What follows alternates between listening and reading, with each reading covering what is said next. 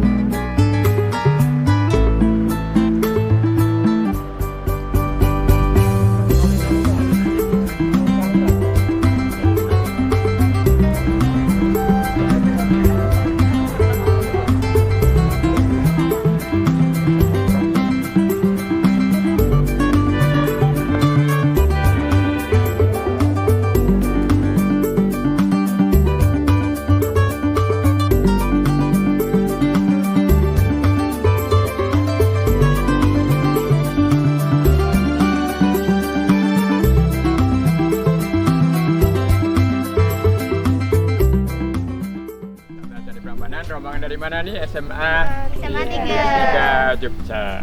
Oke, dengan saya Pak Wagio, orang Jawa asli. Saya lahir anak kedua hari Jawa itu Pon Wagi Kliwon Legi Paing. Tahu ya, pernah dengar ya? Nah, Pon Wagi ya. Wagi orang Jawa tambah O, Wagio.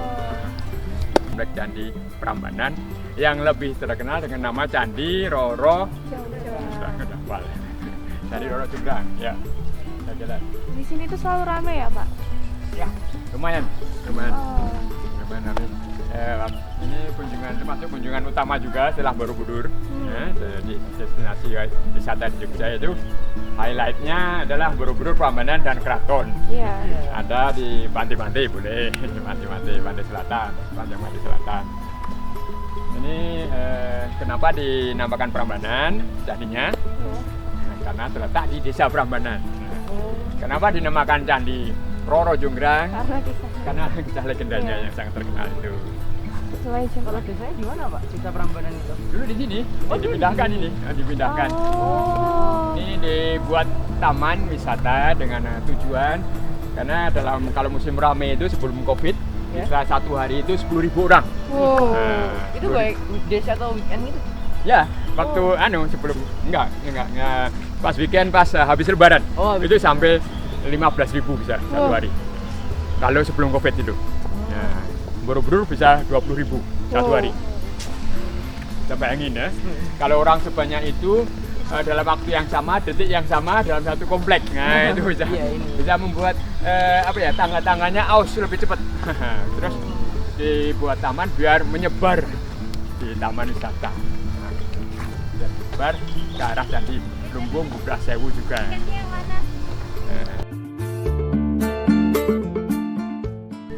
Sebelum kita lanjut jalan-jalan, mari kita simak kisah pendirian Candi Prambanan berikut.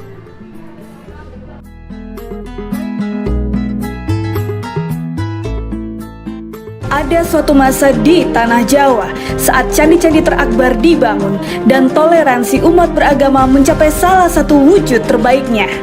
Pada tahun 840 Masehi di bumi Mataram kuno, seorang ratu menyatukan dua wangsa besar dan menghadiahi kita Candi Borobudur, Candi Prambanan, serta candi-candi monumental lainnya. Sekarang kita di sini di Jawa Tengah, Indonesia. Kira-kira bersamaan dengan naiknya Pramodawardhani sebagai permasyuri Kerajaan Medang, bangsa Viking dari Norwegia merebut Dublin dan mendirikan kerajaan Nordik di Irlandia. Yuk kita ke sana. Pada hari itu, sebuah berita menggegerkan seisi istana. Maharaja Samaratungga yang telah memerintah selama 43 tahun memutuskan mundur dari jabatannya. Raja kelima Medang itu menunjuk putrinya, Pramodawardhani, sebagai pewaris takhta. Keputusan itu menyulut pergolakan besar karena ada seorang yang tidak terima dan merasa dirinya lebih berhak atas takhta Samaratungga.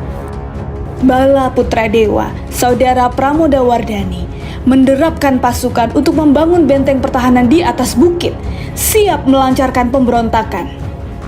Tak lama kemudian, pecahlah perang saudara untuk memperebutkan takhta kerajaan terbesar di Jawa Dwipa pada masa itu, antara Balaputra Dewa dengan Pramodawardhani yang dibantu suaminya Rakai Pikatan.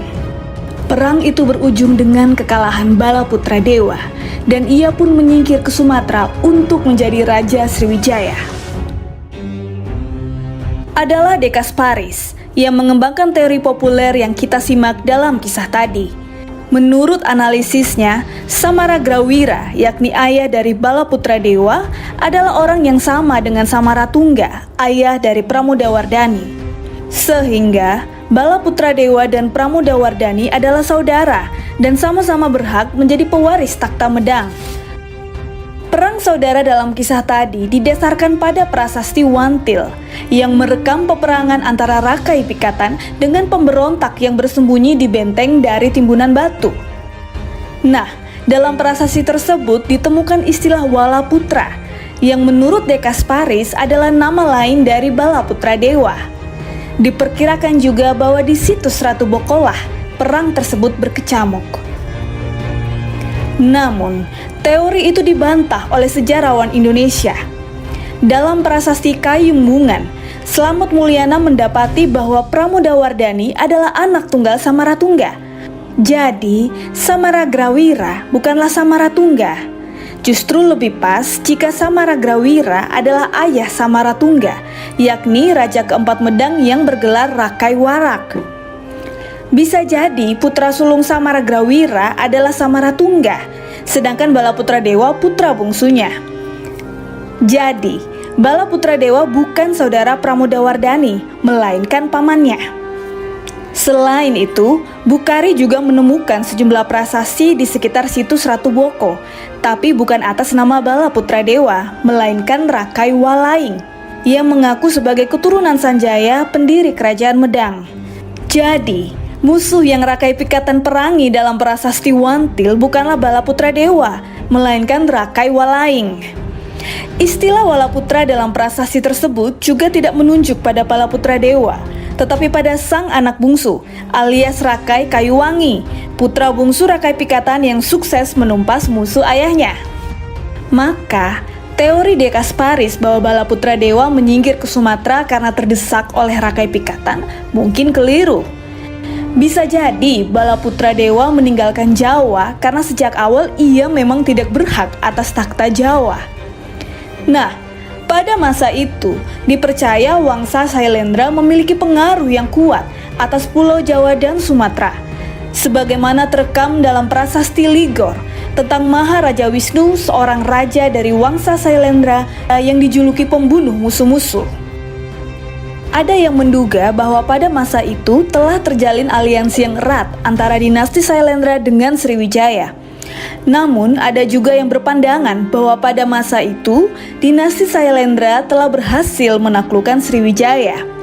Yang pasti, sebagai anggota Wangsa Sailendra, Balaputra Dewa pun menjadi Raja Sriwijaya pada tahun 860 Masehi, sebagaimana Samaratungga telah menjadi raja di tanah Jawa. Terus ikuti ya teman-teman, kita akan mengupas sepak terjang Pramodawardhani yang menikah dengan Rakai Pikatan dan membawa Mataram kuno ke puncak toleransi, serta mewariskan candi-candi kebanggaan Indonesia.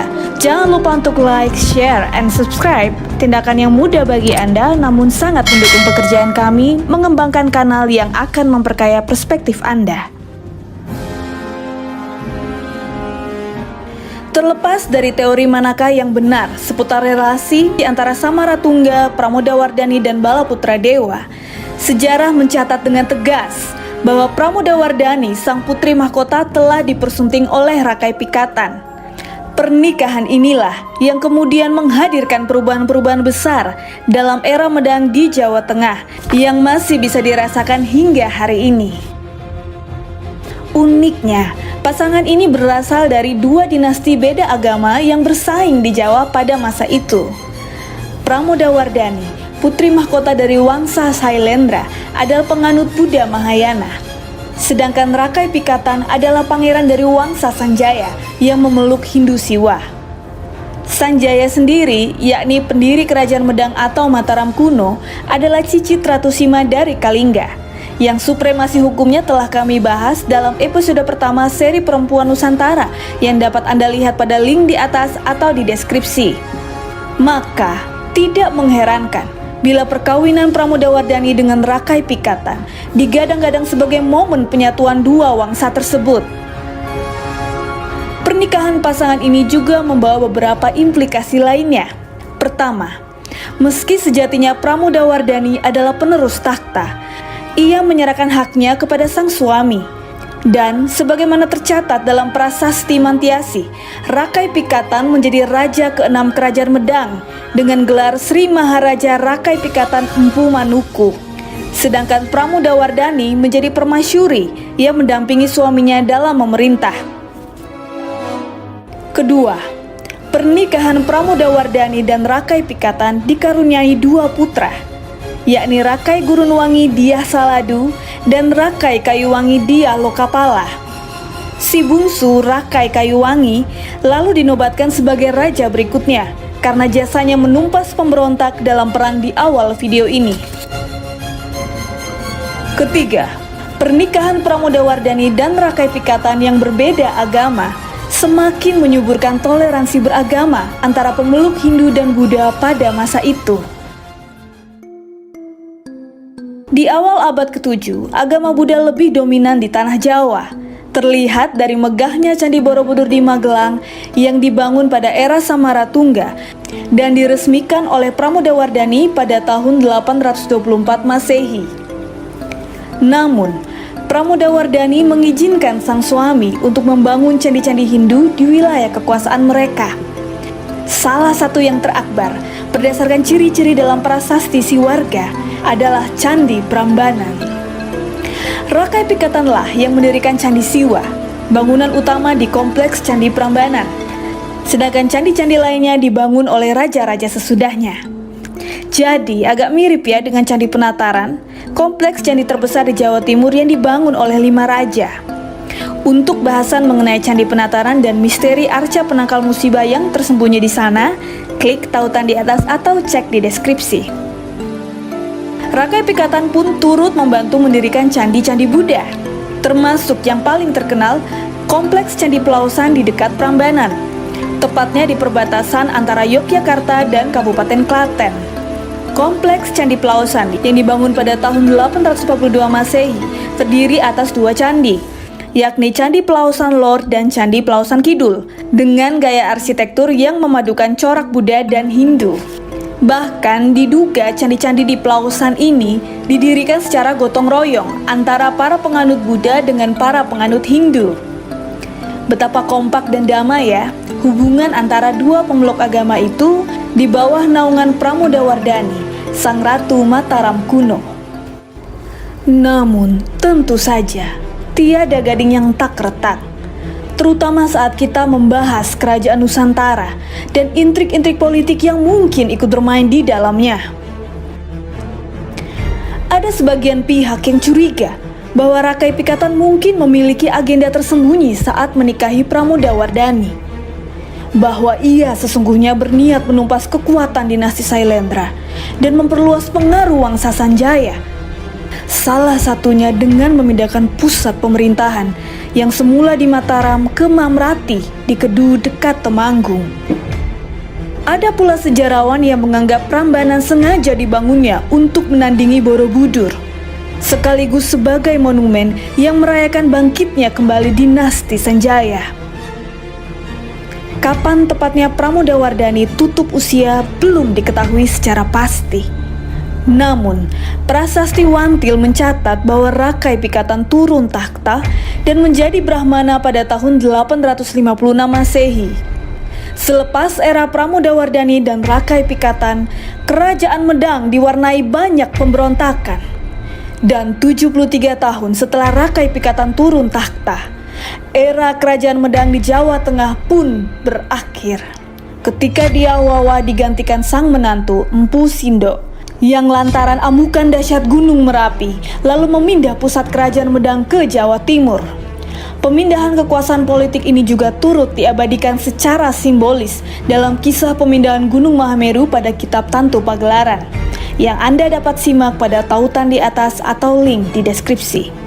Empu Sindok pun mendeklarasikan berdirinya dinasti baru bernama Isyana yang menutup riwayat Wangsa Sanjaya dan Sailendra di Jawa Tengah, sekaligus menggelar babak baru dari kerajaan-kerajaan besar di Jawa Timur hingga ke era Majapahit. Itu ada dua dinasti, dinasti Sanjaya yang beragama Hindu dan dinasti Sailendra yang beragama Buddha. Datang ke sini hampir bersamaan, mereka perang juga ternyata, berselisih. Tapi bisa hidup berdampingan setelah adanya perkawinan antara pangeran dari dinasti Sanjaya namanya Rakhe Pikatan married dengan putri dari dinasti Sailendra namanya Pramodawardhani. Kalau Prambanan ini sebenarnya itu dibuat dari tahun berapa? Misal adanya? Ya, ini berdasar prasasti Siwagerha tahunnya 856 Masehi. Candi Prambanan dibangun oleh dinasti Sanjaya dengan raja yang sangat terkenal yaitu Rakhe Pikatan dan Rakhe Balitung. Nah, dua generasi makan waktu lebih dari 100 tahun. Yang legendanya cuma 1 malam. Ini artinya lebih dari 100 tahun. Jumlah candinya tidak ada 1000. Ada 240 candi. 240 candi, tapi ke arah utara sana 800 meter ada kompleks candi Sewu yang namanya 1000 ya. Yang artinya 1000 candi Sewu yang waktu ditemukan nggak sempat ngitung 1, 2, 3, 4, 5 banyak ya. Bilang aja Sewu udah kelar. Oh. Sewu saking banyaknya Sewu udah di sana candi Buddha. Nah, yang dikaitkan dengan legenda Roro Jonggrang karena di sekitar Prambanan banyak candi. Candi. Para ahli menduga ibu kota Medang itu berpindah-pindah, tidak di satu lokasi dan sangat mungkin terbuat dari bahan yang mudah lapuk. Jadi kota-kotanya itu adalah semacam pedesaan, istananya itu adalah istana yang berpanggung atau istana dari kayu, bambu, ijuk, atapnya, dan seterusnya dari bahan yang mudah rusak. Kalaupun ada bahan awet mungkin batu-batu umpaknya, batu-batu umpak alas tiang itu. Dan ketika ada pergantian raja, ada suksesi atau sedikit konflik, tempat raja lama ini yang dianggap ibu kota dipindah ke tempat raja yang baru. Kita masih belum bisa mengetahui secara pasti di mana. Satu aja, Medang Ipoh Pitu gitu. Kita masih mencari, kami masih mencari, menduga-duga apakah Medang Ipoh Pitu itu di daerah Wonosobo ataukah di Temanggung. Ataukah Medang Imam Ratipura itu di utara Magelang? Nah, ya, sabar, mungkin penelitian mendatang bisa lebih jelas. Brahma. Ada 3 candi utama itu, yang satu berat itu yang belakang. Dari kiri Dewa Brahma, Dewa pencipta alam semesta. Dan di tengah paling besar Dewa Siwa, Dewa Perusak. Perusak yang jahat, memperbarui yang baik. Jadi nggak jahat juga. Elemen yang kedua, ini batas pagar ini. Ini ada 224 candi yang namanya Candi Perwara. Itu untuk orang-orang yang sudah suci mau menuju ke Nirwana. Goedemorgen, alles goed allemaal. Ja, we zijn hier in de grootste Hindoes tempel in Indonesia. Is gebouwd in de 9e eeuw door de Sanjaya dynastie. De originele tempels van dit complex is 240 tempels. Allemaal plat geweest door de arbeiders. Begrijp wel? Tahu nggak? Saya paham. Artinya apa, Pak? Paham. Ada candi Hindu di Indonesia. Berjumlah 254. Elemen yang ketiga kita sebut dengan Burloka. Di sini untuk orang umum yang masih diliputi keinginan dunia. Seperti kita. Oke, dari sini kita menuju ke Nirwana. Yuk kita ke Nirwana. Setelah menjadi penanda kejayaan Kerajaan Mataram kuno, pada abad ke-10, Candi Prambanan memasuki masa-masa terbengkalai dan dilupakan. Pemindahan istana atau pusat kerajaan ke Jawa Timur hingga faktor bencana alam seperti letusan gunung berapi dan gempa bumi membuat Candi Prambanan sedikit demi sedikit hancur, tidak terurus hingga terpendam semak belukar. Selama masa-masa ini, beberapa bagian vital candi bahkan lenyap. Dugaan yang mencuat yang paling kuat adalah karena letusan Merapi yang berulang-ulang. Sampai sekarang aja masih meletus. Jadi penduduk kemudian berpindah mencari tempat yang aman. Berhubung penduduknya pindah, banyak yang pindah, maka sistem kekuasaannya juga pindah ke wilayah Jawa Timur begitu. Jadi ketika penduduk yang biasanya melakukan ritual di Manjusri Geraha, di Plaosan, di Siwa Geraha, biasanya ramai, kemudian dia berpindah, dia otomatis ini jadi terabaikan. Kita tidak begitu yakin apakah waktu Majapahit berdiri abad 14, Prambanan itu masih utuh. Mungkin juga sudah runtuh sebagian.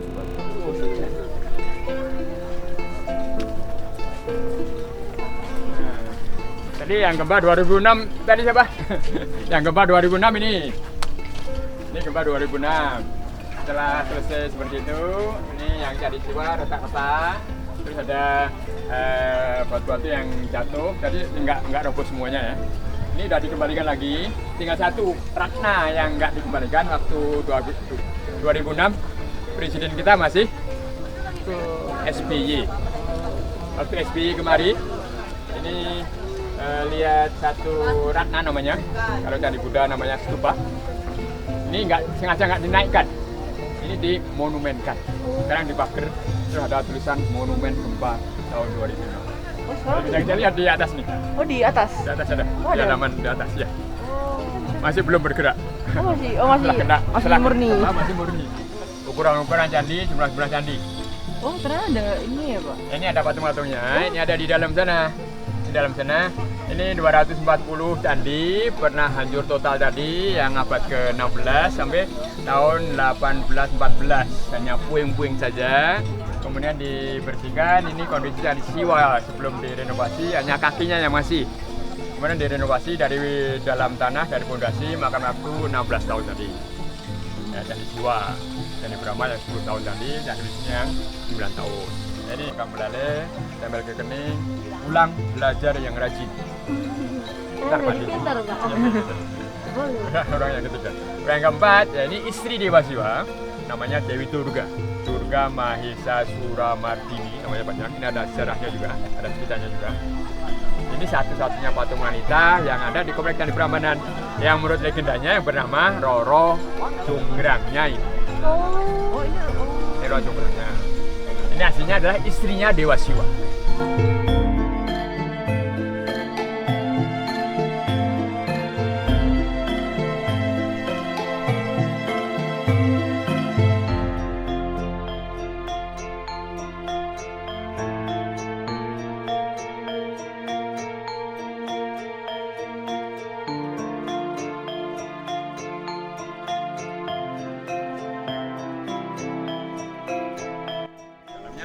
Interlocking. Nah, baju. Tapi Pak, pas. Enggak ini. Ini masuk, yang ini ada masuknya. Terus nanti di sini ada batu yang masuk sini juga.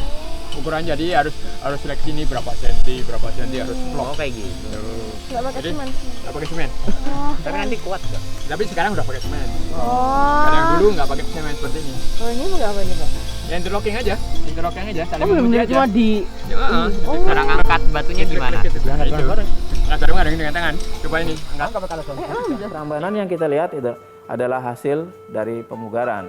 Cuma yang catatan kita itu Candi Siwanya itu yang mugar Belanda.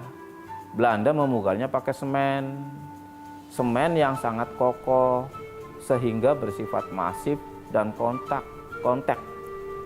Waktu gempa kemarin itu karena di semen batunya jadi retak. Itu yang berbahaya. Kalau nenek moyang kita itu memberi sistem pada bangunan candi, sistem sambungan batu-batu itu disambungkan dengan batu-batu lain dengan tidak pakai perekat.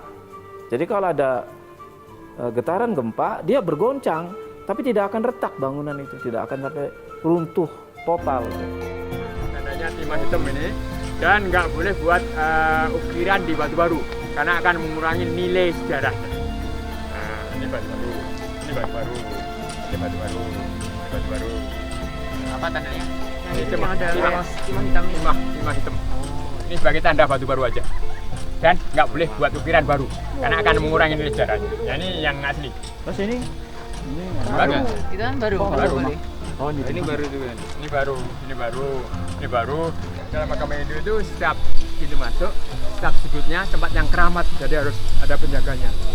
Kalau di Bali, kita tinggal di Bali, ada yang di Bali kan? Kalau di Bali itu setiap hari buat 36 kotak kecil yang dari janur itu terus dikasih sajen ya, ada kemana hiu, ada bunga, ada buah sedikit ya, untuk diletakkan di setiap pintu masuk, setiap sudutnya. Kalau turun sana pakai mobil aja, di dashboardnya ada sajennya. Oh iya. Ini harus ada sajennya juga ini sebenarnya. Itu namanya Bathara Kala, itu aspek lain dari Siwa sebagai penjaga.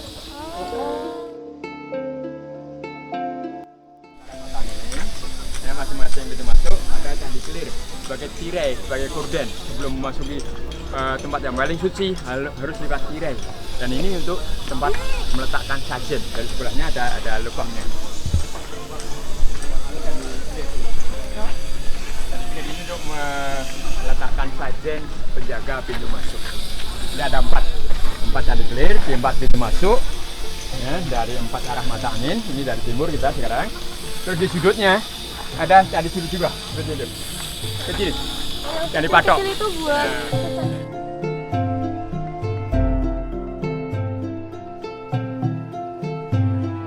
Candi Dewa ada penjaganya juga. Ini penjaga. Ini ada 2 itu candi api, satu di selatan, satu di utara, yang kedua 2006 yang jatuh yang dimulaikan. Kalau dibuka ya kan sesinya senang ya, kesini lagi ya, sininya ya sebenarnya senang mau ya banyak kala itu yang belakang beda. Makara itu kombinasi dari makhluk air, ada krokodil, sini krokodil. Seperti ini di pintu masuk utama nih, ada ini makaranya nih. Ini yang di atas itu namanya kala. Ini makara. Abang dari makhluk kosmos dan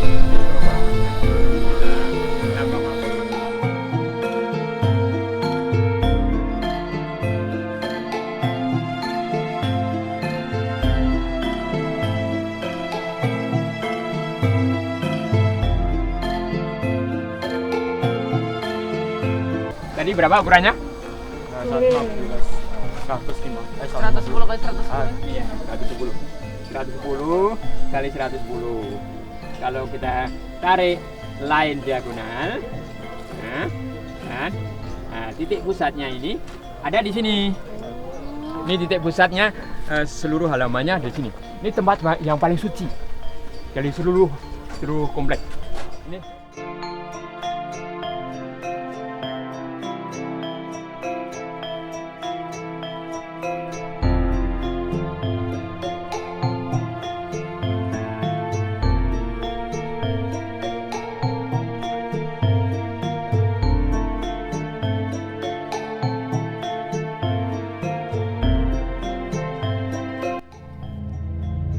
Sepanjang jalan ya ini pengasingannya di hutan Dandaka itu, Rama ini banyak membasmi raksasa-raksasa jahat. Jadi seperti ini kan, dalam relief seperti ini. Jadi memang dalam perjalanannya itu Rama itu muncul sebagai penyelamat dunia gitu. Jadi selalu membasmi kejahatan.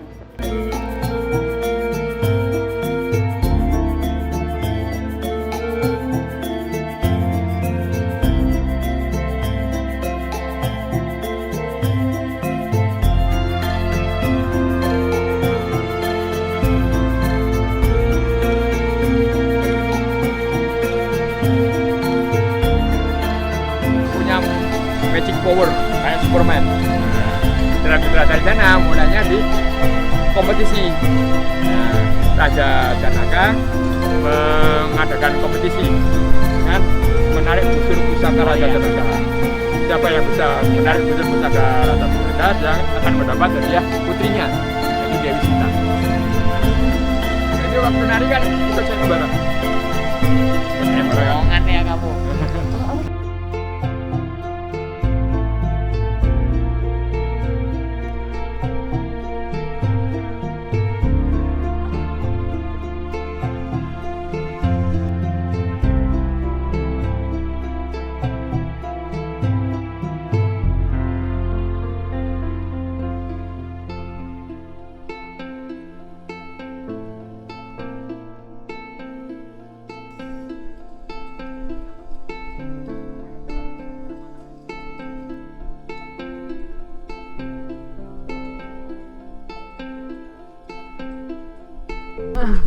masuk. Itu nggak bisa masuk, nggak bisa naik tangga maksudnya.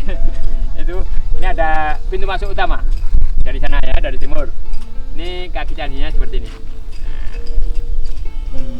Pintu masuk kedua dari sebelah selatan. Terus ini pintu masuk ketiga dari Ganesha. Nah, ini juga gini. Ini dari sini kita sekarang. Nah, ini persis ya. Kurang lebihnya gini. Kurang lebihnya gini. Tempat pintu masuk. Dan pintu masuk utama di sebelah timur lurus sampai dalam ruangan paling besar, Dewa Siwa. Paling besar nih. Ada patungnya? Ya, Dewa Siwa tadi. Dewa Siwa. Ini pintu masuknya gini. Ini. Nah, ini persis. Di dalam sini. Bisa kalau udah buka dicek ya. Kalau salah, Pak Ofio salah gitu ya. ini Dewa Siwa sendiri tadi. Yang paling besar. Ini bisa mungkin 100 orang bisa muat. 100. Nah, ini. Patungnya besar. Patungnya besar 4 meter tingginya. 4 meter. Ini asli. Terus dari sini turun masih dalam candi. Tadi ada gapura di sini. Nah, jadi ini kita baca cerita Ramayana nih. Nah, ini cerita Ramayananya. Ini di belakang ini cerita Ramayana. Terus naik lagi ruang yang kedua, nggak connecting ya. Jadi ini sendiri, ruangan sendiri. Ruang yang kedua. Ini ruangan kedua tadi siapa? Siwa sebagai guru. Ini cuma sekitar 10 orang.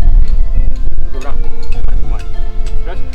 Terus turun lagi dalam candi, kita lihat cerita Ramayana lagi.